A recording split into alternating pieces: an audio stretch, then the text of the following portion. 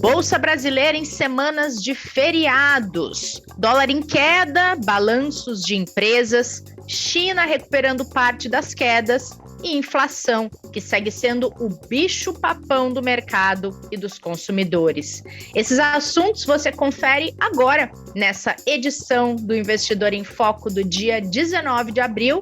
Sejam bem-vindas e sejam bem-vindos ao episódio de hoje. Ítalo Martinelli, nosso especialista em recomendação e portfólio, que vai duplar comigo nesse episódio. Como está você? E aí, Renata, boa tarde, bom dia para o horário que cada um de vocês estiver escutando aqui. Renata, sim, vamos fazer essa dupla hoje, como a gente tem feito sempre aqui junto com outros convidados. Um prazer enorme estar aqui com você de novo. E vamos embora, então, que tem bastante coisa acontecendo, apesar de 2 semanas mais curtas, né? Seguidas aí, a gente teve feriado na última sexta, tem outro feriado nesta quinta, e são feriados inclusive para o pregão da Bolsa de Valores, então não tem transação no mercado financeiro, é por isso que a gente considera isso na nossa análise. São menos dias para todo esse processo de investimentos, de medição de mercado acontecer. E aí, Ítalo, queria que você atualizasse para a gente como fechou a Bolsa na quinta-feira e como ela abre esta semana de 4 dias. Beleza, vamos lá. Acho que começando da semana passada, na quinta-feira, semana passada a gente teve uma semana mais curta, né, devido ao feriado de Páscoa. A Bolsa Brasileira, e assim como os pares internacionais delas em Nova York, todos encerraram a quinta-feira em queda. Acho que repercutindo principalmente a publicação de dados de desemprego e varejo dos Estados Unidos, que vieram mais fracos do que o esperado. Acho que além também do avanço no posicionamento mais hawkish do Fed em relação a expectativas cada vez mais claras de uma alta de 0,50 na próxima reunião do Fed, elevando a curva de juros dos Estados Unidos e também pressionando a curva de juros no Brasil. Além desse cenário, lá fora, a gente também aqui no mercado local tem cada vez mais uma cautela ali, tem gerado muita cautela, principalmente após o governo anunciar um reajuste linear de 5% aos servidores federais. A gente sabe que a gente tem visto aqui vários grupos de servidores federais entrando em greve ou paralisando parte dos seus serviços, pedindo reajustes salariais, reajuste do seu plano de carreira. Então, o governo decidiu fazer um reajuste linear de 5%, isso desagradou bastante o mercado, pois estourou ali, esse reajuste vai ter um custo de mais ou menos 6 bilhões de reais, razoavelmente acima do que havia sido separado para reajuste no orçamento, né, que foi de 1,7 bilhões, e ainda muito abaixo do valor requerido pelas categorias, que aqui a gente está falando de 5%, quando eu via categorias como servidores do Banco Central que estavam pedindo reajuste de inflação acumulada de 27%.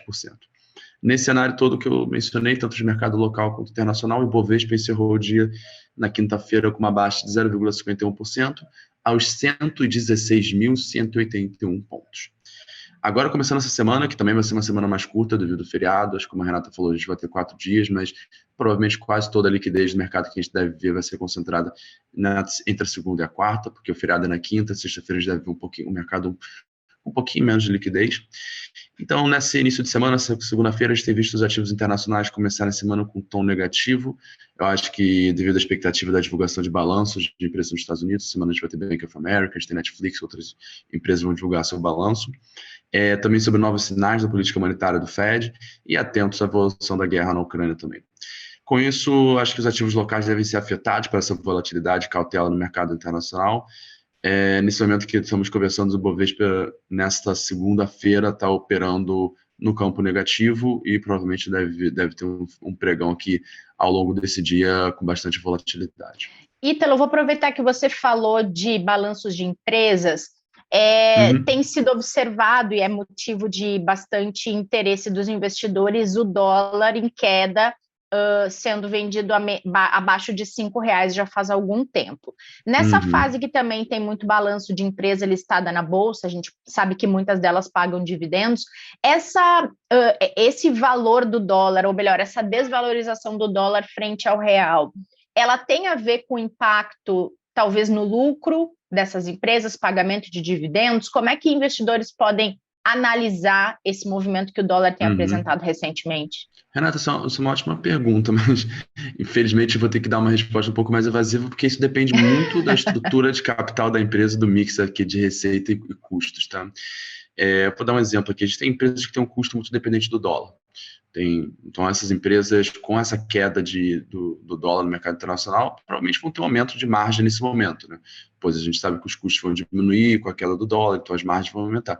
Por outro lado, empresas que possuem um viés de exportação, com um mix de receita muito grande no mercado internacional, e, consequentemente, alta exposição ao dólar, essas empresas vão ser afetadas, né? A gente tem aqui empresas super importantes, por exemplo, que estão nesse caso, empresas de papel celulose, os frigoríficos têm alta exposição no mercado internacional, então a queda do dólar significa uma queda de margem.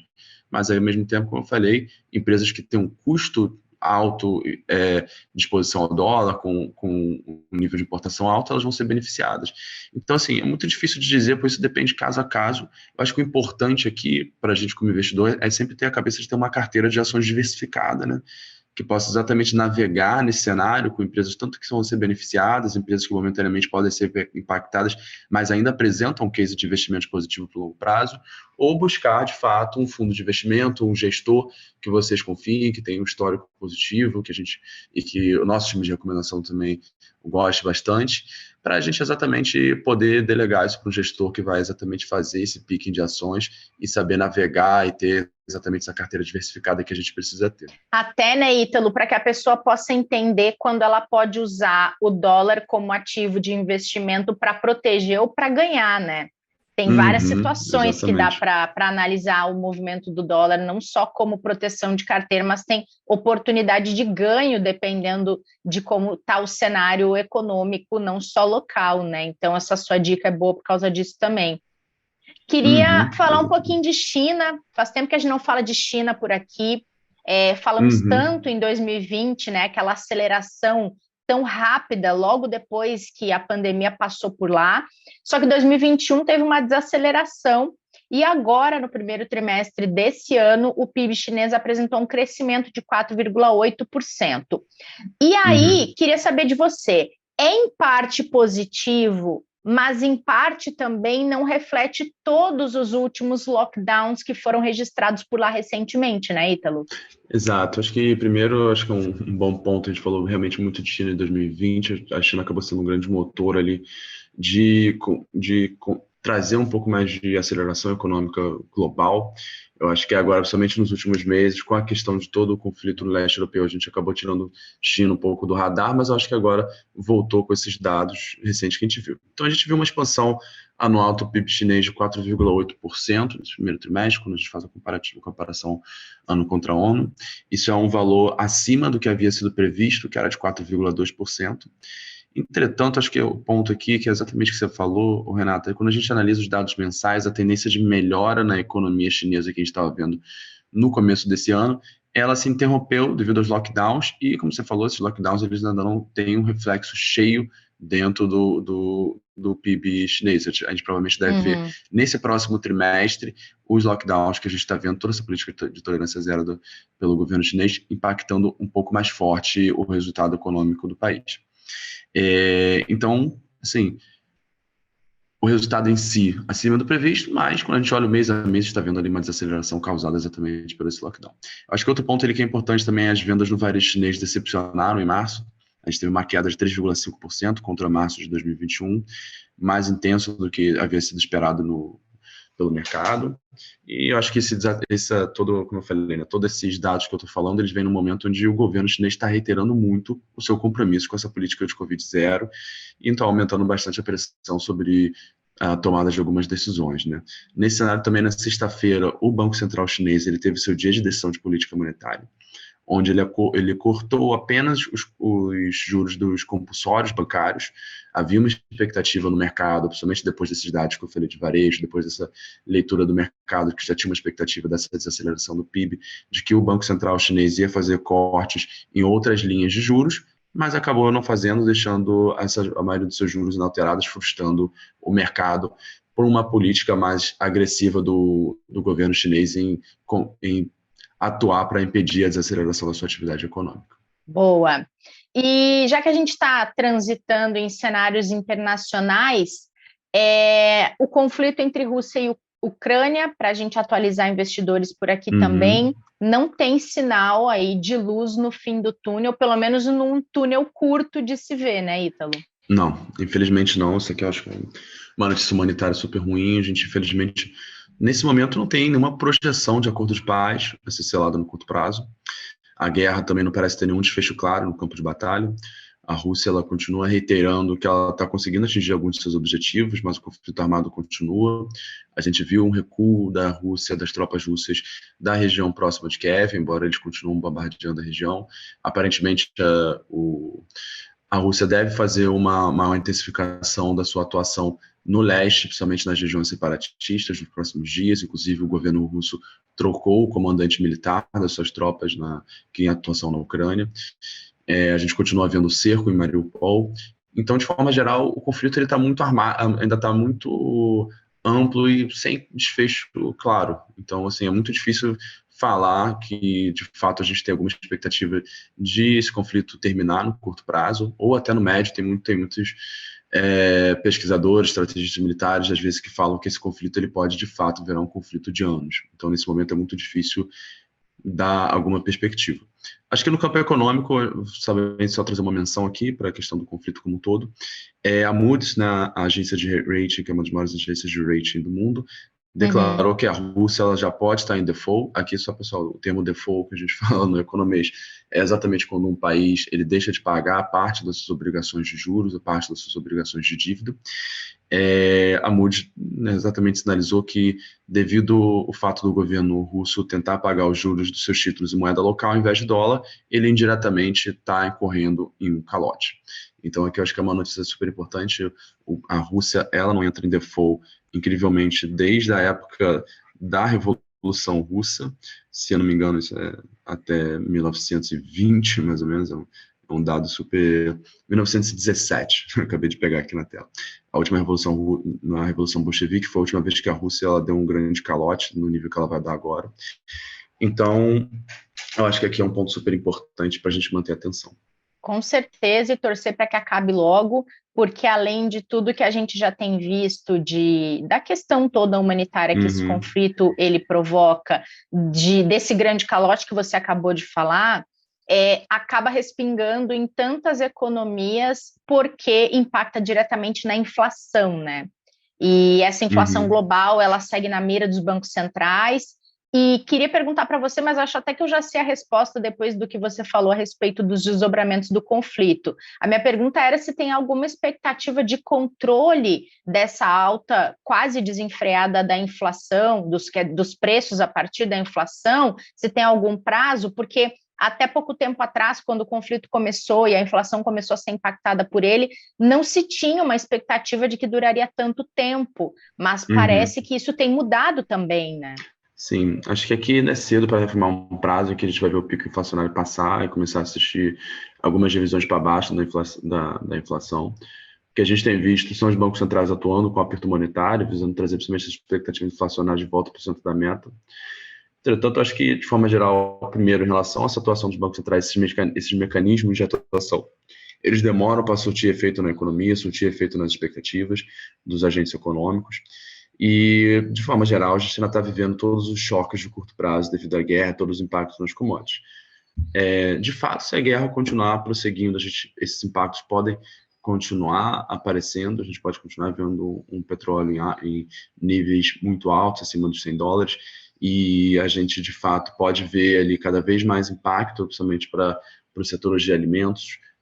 A gente sabe que aqui a Rússia e a Ucrânia são dois players super importantes aqui nos mercados principalmente de grãos, e a Rússia também é um agente super importante para a exportação de fertilizantes. Então, a extensão cada vez mais longa do conflito, ela traz ali uma perspectiva cada vez pior, principalmente para a parte de alimentos, a inflação de alimentos. Então, de fato, ainda é super cedo para dizer qual vai ser o momento que a gente vai ver esse controle da alta de preços, mas há uma expectativa de, mesmo com o conflito, a atuação do Banco Central conseguir trazer um pouco mais as expectativas para o centro da meta. Tem economistas dizendo que a gente provavelmente deve ver o pico da inflação passar já nesse final de segundo trimestre, início do terceiro trimestre. A gente já deve ver alguma expectativa de revisões para baixo, mas, como eu falei, ainda é um pouco cedo e ainda depende tanto dos efeitos das políticas monetárias que estão sendo adotadas, quanto expectativas mais claras sobre o desfecho da guerra. Perfeito. E nesse cenário todo que a gente falou aqui, a gente falou da oscilação, da volatilidade provocada por todo o conflito que a gente tem acompanhado, tem essa questão da inflação global na mira dos bancos centrais, tem dólar em queda, a China começando a dar sinais de recuperação, mas ainda tendo um chão pela frente, a Bolsa teve uma leve queda dos 120 mil que a gente comemorou outro dia, e toda semana a nossa equipe de recomendação e portfólio, que é onde você está inserido, Ítalo, faz aí uma análise do que aconteceu nos últimos dias e tem trazido recomendação de produtos que tenham a ver com os últimos acontecimentos. E dessa semana vocês trazem algo para proteger carteira, pensando muito nesse cenário de inflação, certo? Certo. Acho que de forma geral, como a gente estava falando aqui exatamente de commodities, a gente está falando de inflação, a gente está falando de uma inflação que é de fato muito ligada ao conflito. Eu acho que nesse momento ter um pouco de exposição às commodities é uma forma interessante de proteção ao portfólio do cliente, tá? Então, o que a gente está recomendando, e a gente já vem recomendando esse fundo há um tempo, e a gente gosta bastante desse mix de exposição na carteira do cliente, é o fundo Itaú Index Commodities. Ele tem exatamente o intuito de proteger o investimento do cliente em um cenário de guerra mais prolongada, e como a gente acabou de mencionar, a gente não tem ainda visão clara sobre o fim da guerra, e também, como a gente mencionou, né, a gente tem uma inflação que está, sim, muito ligada à alta das commodities, então essa exposição a esse produto vai exatamente trazer uma exposição a commodities de energia, grãos e metais, e vai proteger parte do portfólio do cliente exatamente para esse tipo de alta de preços. Aqui vale destacar que o risco do produto é um risco alto, tá, pessoal? Aqui a gente está falando que você vai estar exposto diretamente aos contratos de futuros dessas commodities, e o público aqui é um público para investidor qualificado. Boa. Para a gente fechar esse episódio de terça, nessa semana pós-Páscoa, o que tem na agenda nesses 3 dias úteis aí da semana, Ítalo? Vamos lá. A gente está com a agenda até um pouco mais leve essa semana.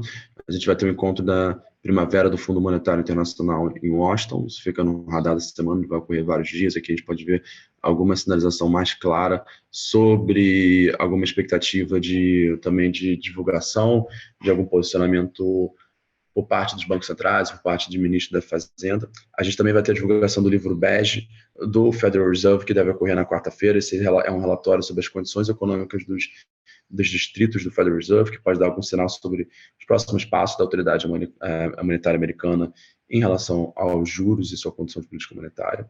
Aqui no Brasil, a gente também tem, nesta segunda-feira, o presidente do Banco Central brasileiro, Roberto Campos Neto, participa por videoconferência de um painel promovido pelo FMI. E na agenda de indicadores, nesta segunda-feira, a gente também tem a divulgação do GDP-10, que, na verdade, já foi até divulgado. A gente teve uma alta aqui de 2,48% acima da expectativa do mercado. Novamente aqui, mais um dado de inflação acima da expectativa. E, de forma geral, o que a gente tem para essa semana é isso, tá, Renata? Muito bem, Ítalo, muito obrigada pelo papo de hoje, por abrir essa semana com a gente. Boa semana para você, até semana que vem. Obrigado, Renata, obrigado por todo mundo que nos escutou. Para todos uma boa semana, bom feriado, boas festas e, como eu não tinha falado anteriormente, boa Páscoa também para nessa sexta-feira passada que tivemos. Muito bom, para você também, boa semana para todo mundo que está acompanhando aqui o Investidor em Foco. A gente volta na quinta-feira para falar de planejamento financeiro, naquela série especial com as principais dúvidas que está chegando ao fim. Então não percam, esperamos vocês.